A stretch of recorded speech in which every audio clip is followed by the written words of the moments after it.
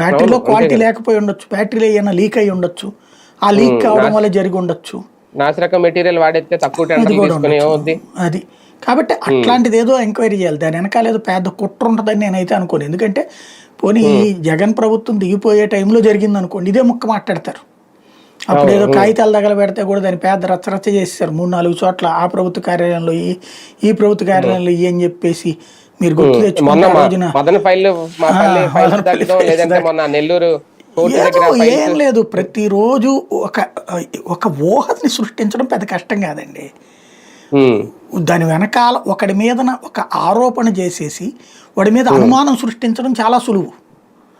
అది పోగొట్టుకుంటే బట్ట కాల్చి మీదేసి నువ్వు దుడుచుకోపోరా అని చెప్పడం, అది వీళ్ళకి బాగా అలవాటు. కానీ వీళ్ళ దగ్గరకు వచ్చేటప్పుడు మళ్ళీ రివర్స్ లో ఫీల్ అవుతారు.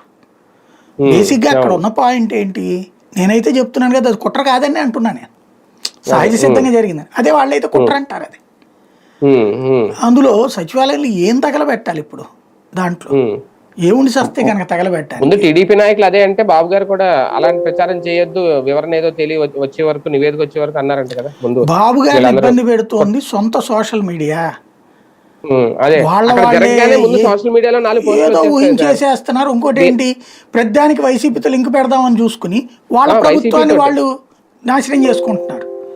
వాళ్ళ ప్రభుత్వానికి సంబంధించి అంటే వాళ్ళ అనుకూల ప్రభుత్వం మీద వాళ్ళు అనవసరమైనటువంటి ప్రెషర్ చేస్తున్నారు.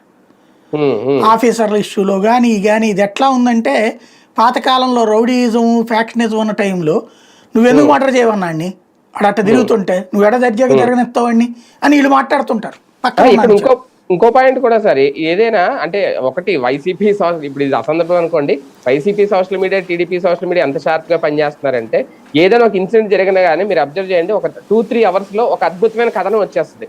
ఇది కూడా అంతే. నేను చదివినప్పుడు నిన్న రాగానే ఒక పోస్ట్ చూశాను, ఇందులో ఇన్స్టాలో ఒక పోస్ట్ వచ్చిందనమాట. కీలకమైన ఫైల్స్ అన్ని ఆ పేజీలోనే ఉన్నాయి, ఎప్పటి నుంచో దాన్ని తగలబెట్టాలనుకుంటున్నారు వైసీపీ నేతలు, ఇమీడియట్ గా కుట్ర పన్నారు. దాని ద్వారా